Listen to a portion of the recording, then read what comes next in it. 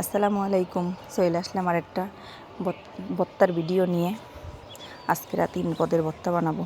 কালো জিরার ভর্তা, রসুনের ভর্তা আর হলো কচুরমুহির ভর্তা। তাহলে চলেন শুরু করি ভর্তা।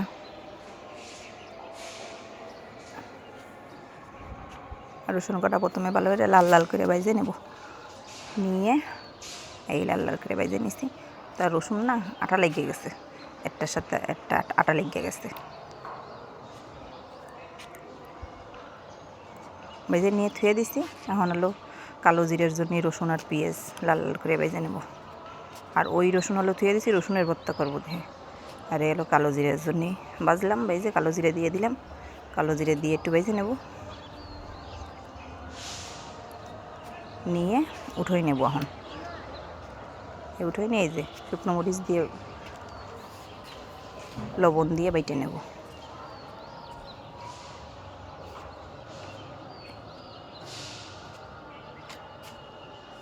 রান্নাঘরটা জমবে ঝামেলা করে, ক্যামেরা তো এই মোবাইল তো আর জায়গা নেই যে ভিডিও করব। এখন হলো কাঁচা পেঁয়াজ আর মরিচ শুকনো জাল নিয়ে লবণ দিয়ে মাইখে ভালো করে মাইখে নেব।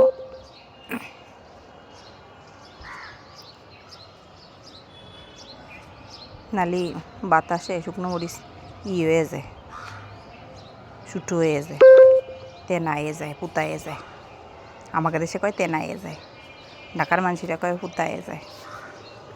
তারপরে এই রসুনগুলোর একটু হইরে মাইখে নেব। রসুনগুলো ডইলে নিলাম। এখন পেঁয়াজ দিয়ে ওই মাহায় রাখলাম, সেই পেঁয়াজ আর জাল দিয়ে মাহায় নিলাম।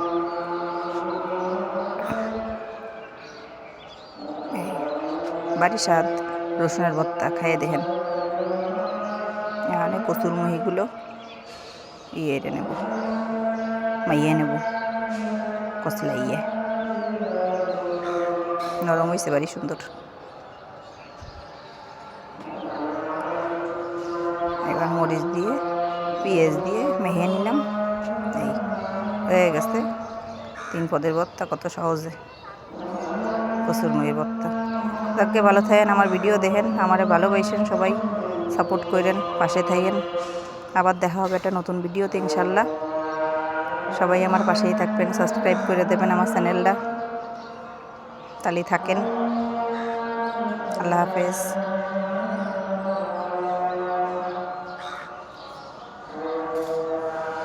3 পদের ভর্তা।